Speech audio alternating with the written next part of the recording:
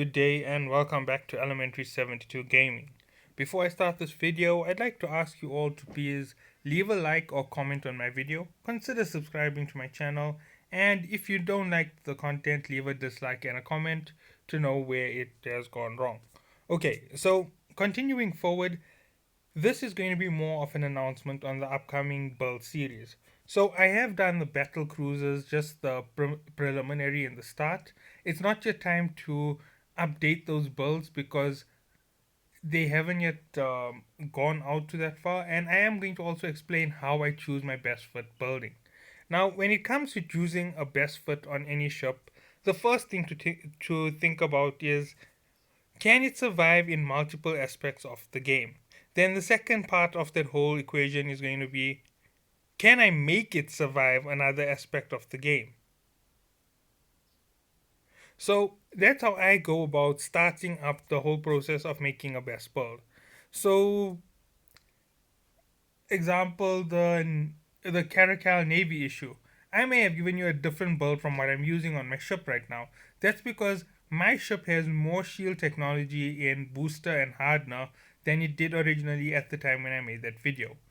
I do run the extender a lot, but right now I'm running the warp disruptor because I've been taking on a lot of elite challenges and running into low sec, trying to take on inquisitors, and I've been looking for Dead Space 6. Now, the reason why I'm looking for Dead Space 6 is for a ship that I want to build. I want to get a hold of its blueprint. And you can only find them in the Dead Space missions. I believe I have to do a Dead Space T8 in order to get the ship I want. So it is going to be quite a difficult task, and I'm going to have to keep climbing up until I get what I need. Now, moving forward with the whole idea on the best builds.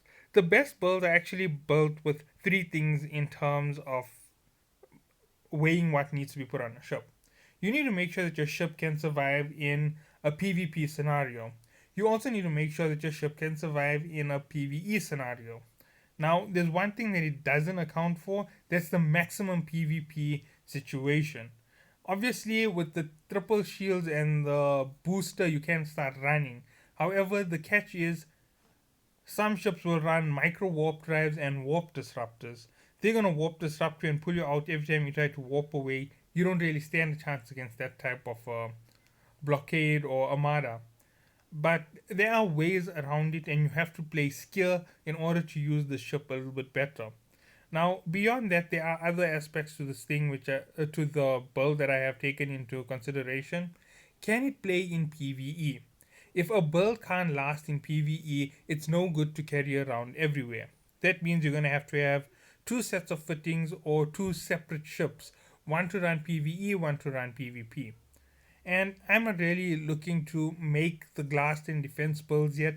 We aren't yet at the perfect state in the game where we can say, this is your perfect defense build, this is your PvE build, this is your PvP build. We aren't at that state where we can make those perfect builds as yet. We still need to be doing a whole load of activities just to be able to stay competitive in the game. Now, okay, sorry about that.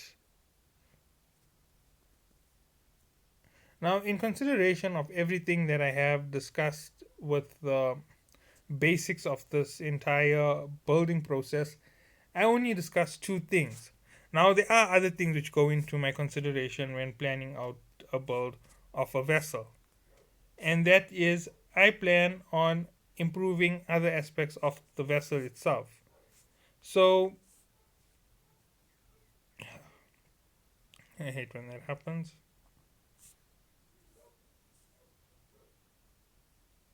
So, improving other aspects of the vessel is important for the long run in the game. And a lot of players don't see it that way. They see it as, I need a PvP ship now, why should I worry about playing it in other aspects? Because you still need to go into Dead Space, which is a PvE encounter, and you need to get out of it those blueprints for the better ships. And you might be thinking, I'm in a cruiser, I have more firepower than a frigate or a destroyer. Yes, you do have more firepower, but you don't have more speed, you don't have more invulnerability, you're still at the same level as any other cruiser. You are weak against those types of ships. And if you want to improve, you're going to have to get yourself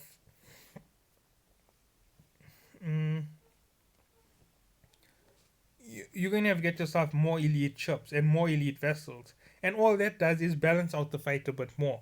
Example, all of the Navy issue, fleet issue vessels are no match for those high end elite vessels from the frigates.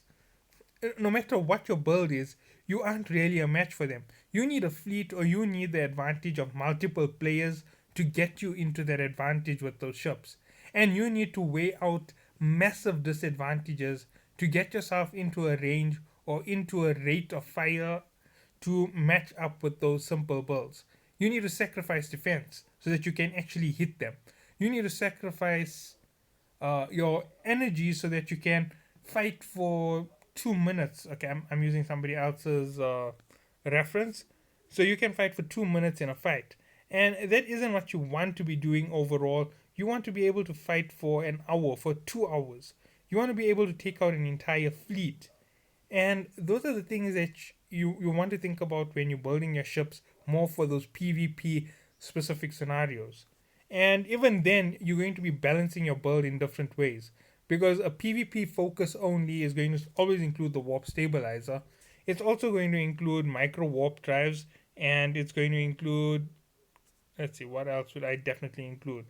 Micro warp drive is a guarantee. Afterburner is a guarantee because you want that bit from speed tanking. You're also going to include items like Weber fires, neutralizers, Norse. All of these are still going to be included in your builds. And you're going to have to think about how you're positioning them. When do you want to play in PvP? Who do you want to play in PvP? Are you looking for PvP players? Are you looking for the easy kills on players who can't fight back? Now, obviously, if you're planning to fight players who can't fight you back, you're obviously not really that much of a PvP player. You're more of a pirate. And this game is all about piracy, and yes, you're doing the right thing in the game. But that doesn't mean your build is a very good build overall. The moment you come up against another PvP team, let's say for example you had a 60k radius and you can one shot into a ship. They're gonna chase you, you're gonna micro warp drive away, they're gonna chase you again, at which point you don't have that ability to micro warp drive the second time.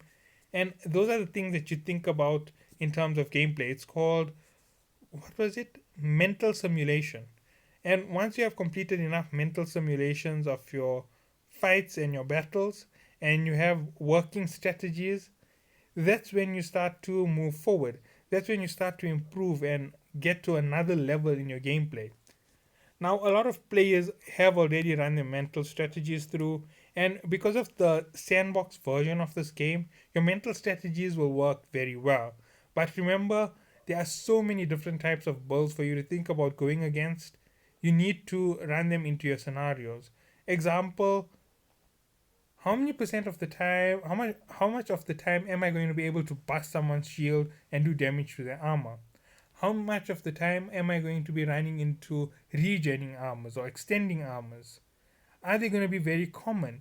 You see, these are things that you have to think about. And then you also have to think about, are there going to be aspects of this game that I need from PvE?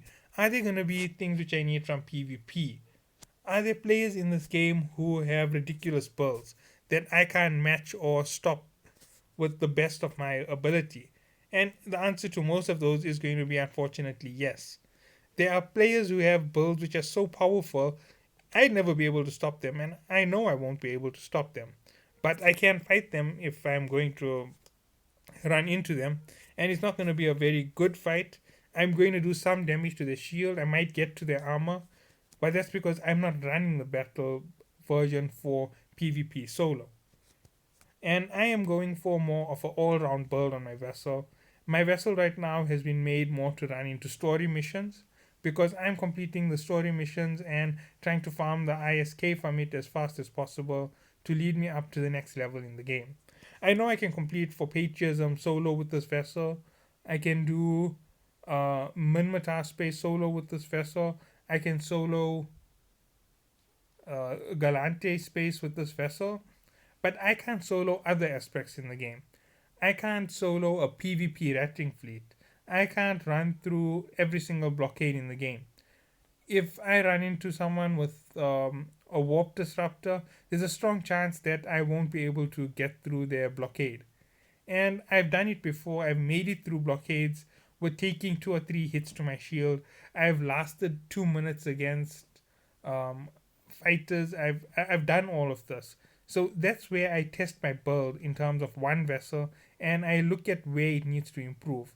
And then I think about if I had less armor, if I had more armor, and how do I test it? I change my variant of my ship. So from my naval caracal, I'll swap down to my trainer. And when I look at the trainer and the naval's impact with similar fittings, it tells me where it needs to be. It tells me whether it's a viable build for me.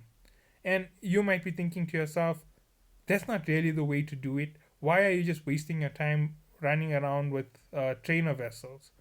Well, I am running around with trainer vessels because they're inexpensive.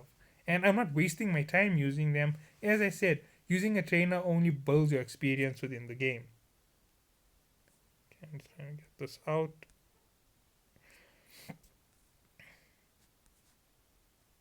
Okay, so overall, what are the other things that you have to worry about in the game at the moment? When it comes to gameplay, there are a few things which are not really going to be the best for you to mess with at the moment. That is trying to make a pure build. Now, what does a pure build mean? A pure build is basically those super glass cannons, those super. Uh, let's see, another thing which could also be used for pure glass. A super tank build, all of those aren't really going to be your best to go for at this moment because there are better ships for it.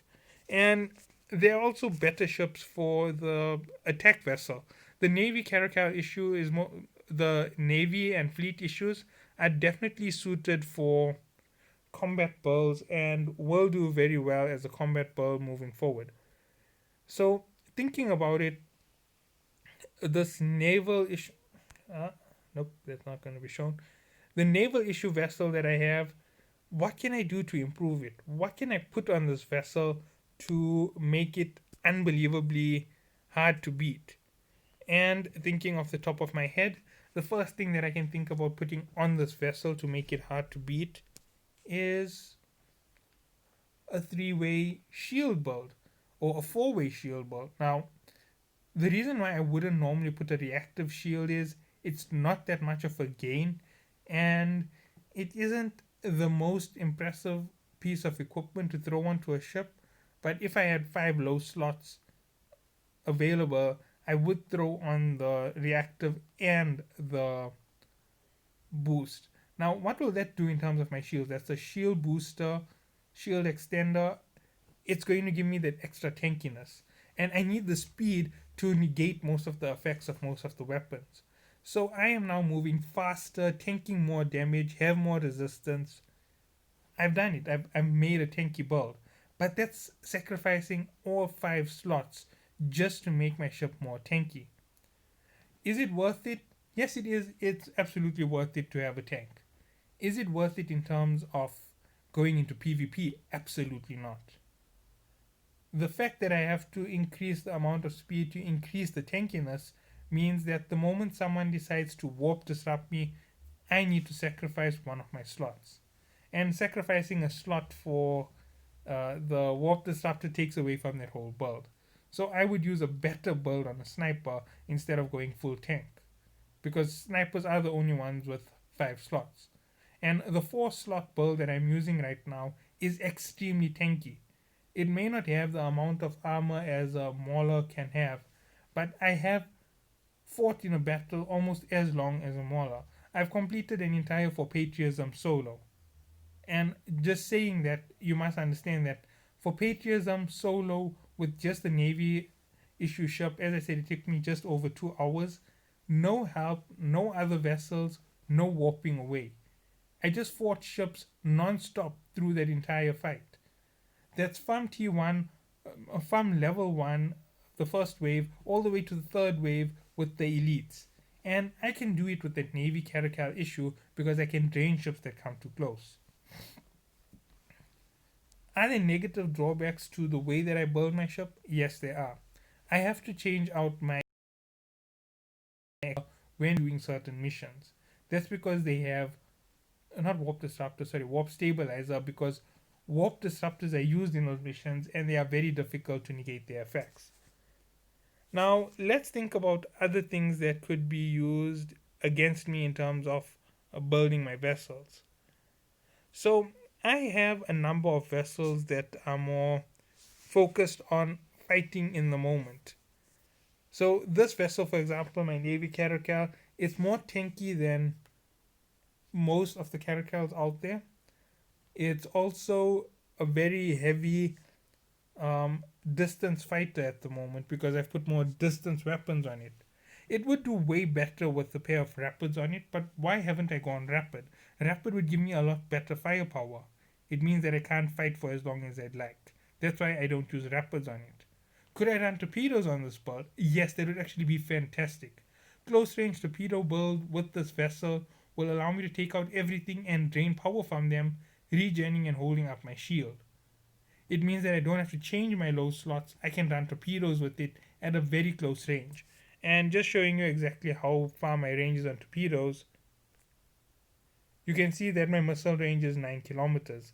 That puts me in the same range as my Norse. It puts me in the same range as my Weber Fire. So my full setup will work with the torpedo. And that's the most optimal fighting pattern for me with this vessel. But I don't do it. I keep it to the long range for safety and battle. Because certain vessels are still even more tanky than me and it's hard to get through them. Like the Elite MOA in the For Patriotism mission. I've actually taken it out with torpedo launchers before. I've taken out all of those tanks with torpedoes. My build does hold up against them. I do win in the end, but overall in the start I can't use it because the amount of drain on me is too heavy for two Norse to negate. Okay, moving forward. Now, coming up in the next few days is going to be a special load of builds which I'm going to be making. Actually, one of those builds I intend to launch later today, and that's going to be support class. Now, there are multiple support classes in the cruisers. I am actually focusing more on cruisers than battle cruisers at the moment. So, I am going to show you a full support class breakdown, and I am going to try and make the best builds on them. I'm going to be doing a little bit of homework on my support class. Okay, I have already done the homework. I could have made the video right now if I wanted, but I'm going to go through them again. I'm going to look at what they have on them, and I'm going to make them balanced support class builds. Now, support vessels cannot run solo. If you're running everywhere with the support vessel, you're wasting your time. The support vessel is only for fleeting. It's pointless to run it anywhere else because all of the effects that it have are only good for improving other vessels. So I am going to go through it. I'm going to show you what I'm going to suggest on a build. These aren't going to be best fits. They are going to be called the support vessel build. And it's not going to be a best or mastered because they are nowhere near that for me. I haven't even touched a support vessel in that manner. I've used a support vessel once, but without any fittings on it, without any further usage on it. It wasn't very stable. The vessel drained so fast that it looked like it was inefficient. And I am going to look at it and look at what I can improve in terms of having the same vessel used again in the future. It isn't my vessel that I used, it was someone else's vessel. They borrowed it to me for a fleet encounter with, what's this thing, Dead Space Level 7. And I am going to go through and visit all of these ship builds, and hopefully they're going to be really fantastic builds. So, have a good day. Thank you for watching.